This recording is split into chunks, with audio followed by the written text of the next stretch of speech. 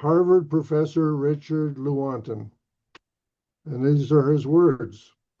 We take the side of evolutionary science, and I had to add the evolutionary because he just said, we take the side of science. Well, it's not real science, it's evolutionary science. In spite of the patent absurdity of some of its constructs, he's talking about evolution here, right? Mhm. In spite of its failure to fulfill many of its extravagant promises of health and life, in spite of the tolerance of the scientific community for unsubstantiated, just so stories, because we have a prior commitment, a commitment to materialism. It is not that the methods and institutions of science somehow compel us to accept a material explanation of the phenomenal world, but on the contrary, that we are forced by our a priori adherence to material causes to create an apparatus of investigation and a set of concepts that produce material explanations, no matter how counterintuitive, no matter how mystifying to the uninitiated. Moreover, that materialism is absolute, for we cannot allow a divine foot in the door. We can't let God into science, is what they're trying to say. And God's the one that invented the sciences, does the work, and they're denying him, and they're getting away with it at the moment on a broad scale in our education system. That's got to stop. And I'm hoping that teachers, once they found out that this is a factually falsified theory and that teaching evolution as a cause of life is a lie, that they'll say, I don't want to teach a lie anymore. So give me the truth. Mm. And I wanted to emphasize the importance of truth, okay? Because untruth is leading people so far astray. You have, I don't know, maybe more faith in humanity than I might in that statement, because in that view, because I would just I would not necessarily say, even if the teachers do know, even of the teachers who do know, one, you mentioned one problem in the textbook about, and I know the textbook's not just you, but one problem is addressed where if someone is teaching science and they were to come out against Darwinism, then they could lose prestige, or they could be looked down upon, something of that nature. They might be more deeply questioned. But two, I do think, just as that quote portrayed, there is a religious clinging to like certain narratives that drive naturalism, like the beginning of the universe. Physicists, astronomers for a long time held to the view that the universe always existed in a steady state. And throughout the 1900s, while a ton of evidence was coming in that this was not the case, there was still plenty who would not go to the view that the universe had a beginning, because it was too much like Genesis 1:1. Yeah, right. Too Yeah. much like the truth. Right. Yeah. Yeah. Yeah. Exactly. So So, maybe they will come around. God is sovereign over history, right? And you could be in Biology Institute. Sorry if I'm getting that wrong. Could certainly be part of shifting things in the right direction. Maybe my outlook's too cynical for the faith that I hold. I'm not sure. Maybe I'll have to work on that. Okay. I was going to say this idea that they thought for some time that the universe always existed as it is, right? Until they found out that it's expanding at an incredible rate. Mm-hmm. So you take expansion in reverse, and what happens?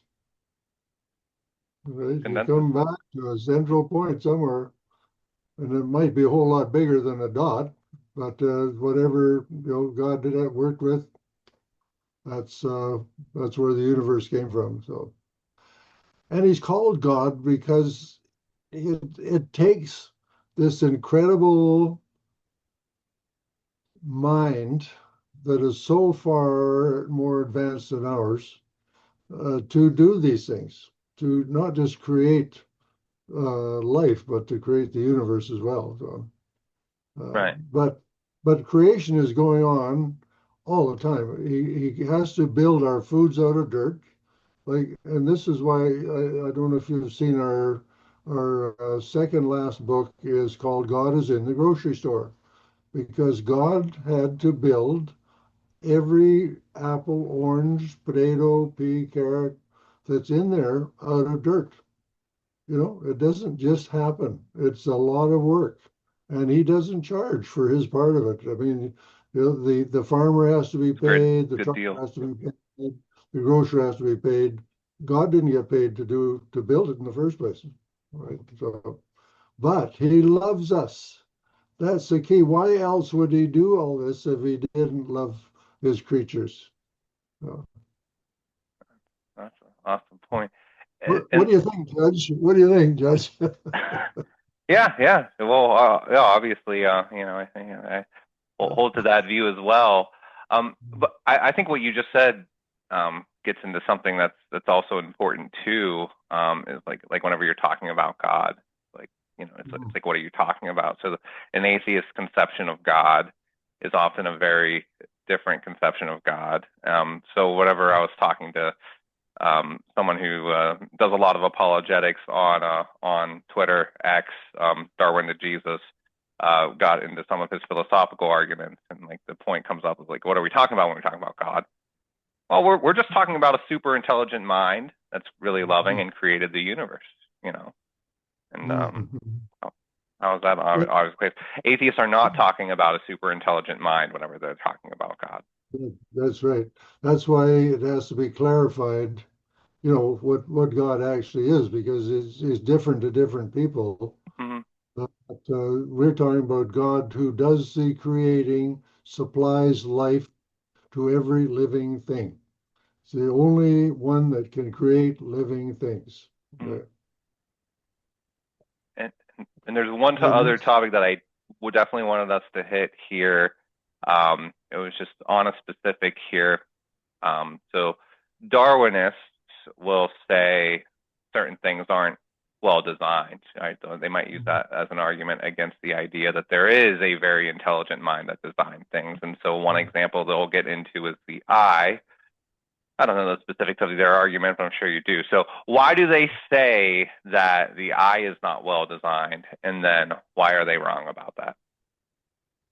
they are searching for a way to bring God down. That's the bottom line. We cannot allow a divine foot in the door. Mm, So they make stuff up to try to defeat him, and it's it's just a failed attempt.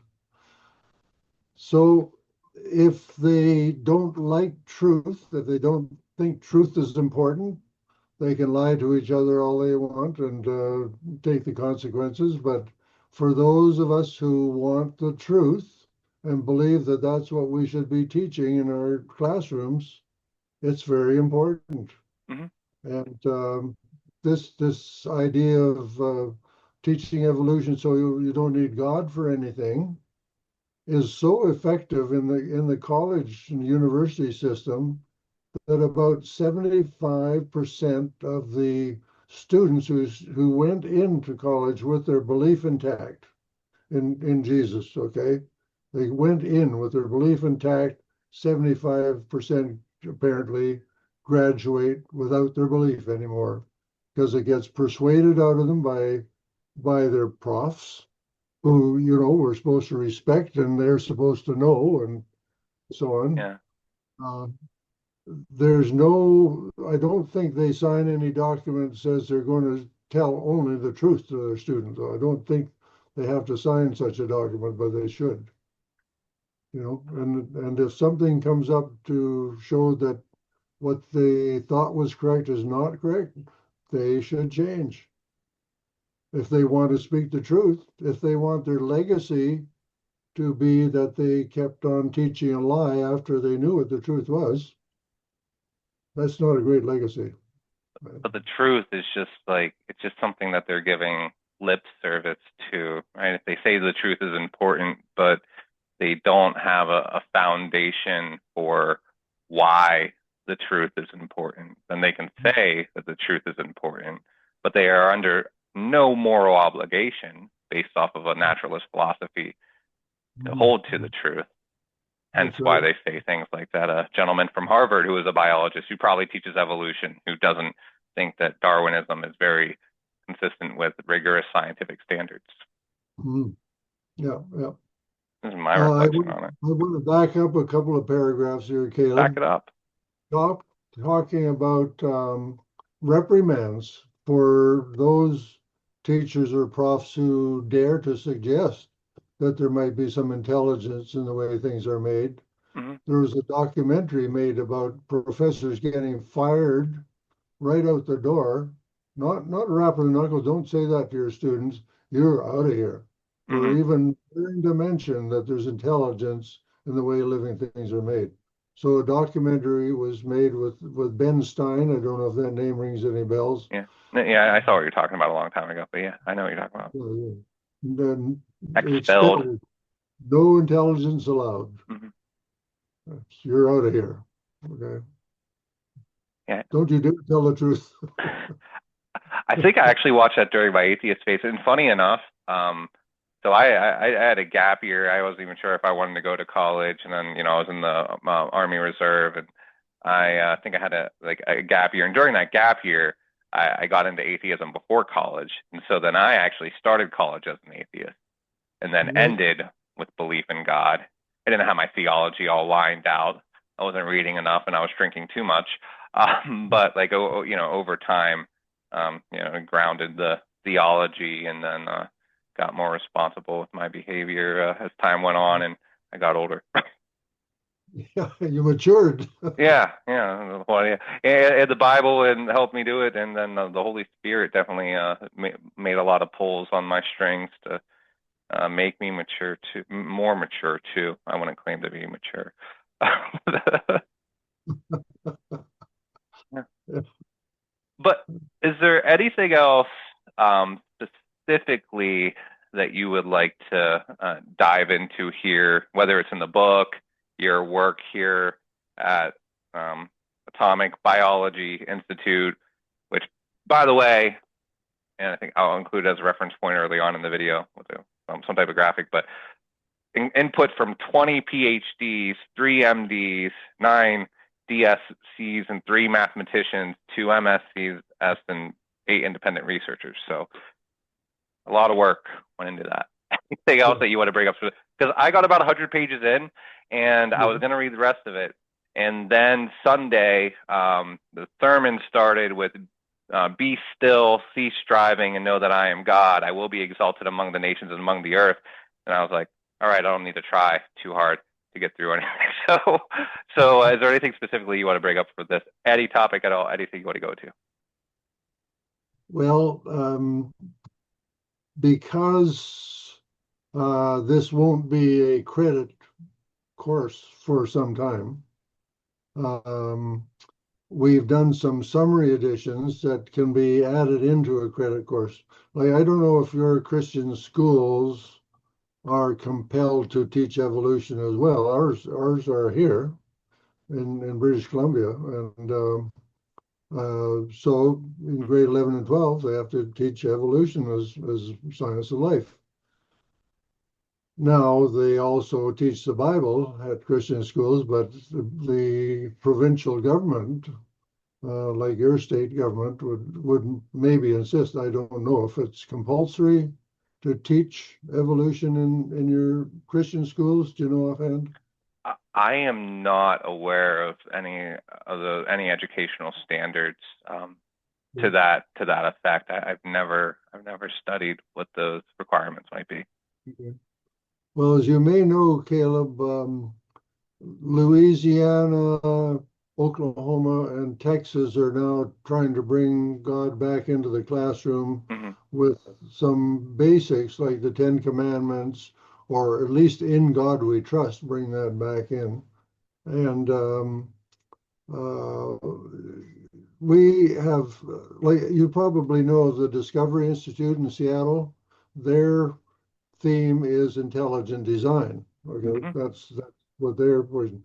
They started in 1995 and would not even mention God by name until I think it was 23 when they came up with a book called The Return of the God Hypothesis, Yeah. because there's such a focus on the separation of church and state, and some schools have tried to bring intelligent design into the classroom. Somebody objects. American Civil Liberties Union gets involved, goes to court, and the judges have said so far 2 or 3 times, oh, this is religion in disguise, can't do that. Boom. And it's out. And the school boards and so on, they run out of time, effort, and money, so they give up. Yeah. And sometimes the teachers have to move on to like a different school. And anyway, that's the state of our situation.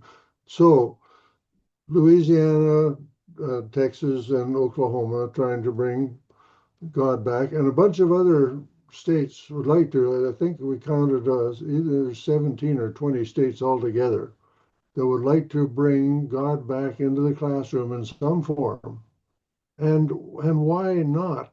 Because in the back of that textbook you're reading, you'll see chapters, whole chapters on God's involvement in the government of the USA, God's involvement in the government of the United Kingdom, God's government involvement of Canada and Australia.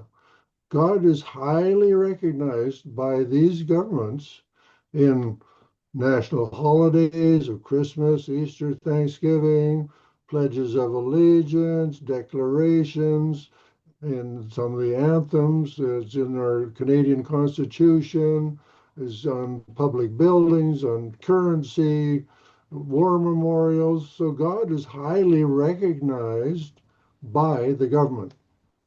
So we say students thereby have the inalienable right to be taught why God is so highly recognized by their government. So that's another theme that we want to push here. God's already highly recognized by the federal government. And also in the states, God is in every state constitution. Okay? So he's there. How is it that he's got pushed out of the education system? I That's did my not know question. he was mentioned in every state constitution. That is Yeah, interesting. yeah, yeah. But that is the one place where God isn't fully taken out of schools and just in the repeating of the Pledge of Allegiance. It was at least the case whenever I was going to school, where we'd start the day by saying the Pledge of Allegiance, the full Pledge of Allegiance, which includes under God. Yeah, right. And so, if that's still a thing, that is the one, like my one moment in the day, or at least like you said. But then they're otherwise taught a worldview of naturalism Mhm. by being taught sciences and maybe not even being allowed to have religious clubs, of any sort. Some of them might have like a fellowship of Christian athletes, Mhm. but it's kind of pushed. Any view of God is kind of pushed into the small corner Right. in school, except within the Mhm. pledge, which, as you noted, is just one part of how God is recognized by the government. But scripture, it's in a lot of state houses, throughout the United States, right? It's on the walls. Yes, exactly. Oh, yeah. In the justice system. Yeah, yeah. Uh, So, and swearing on the Bible, because it's like, whenever they need you to tell the truth, they're not going to pull out a copy of Origin of Species. yeah, that's right. Exactly.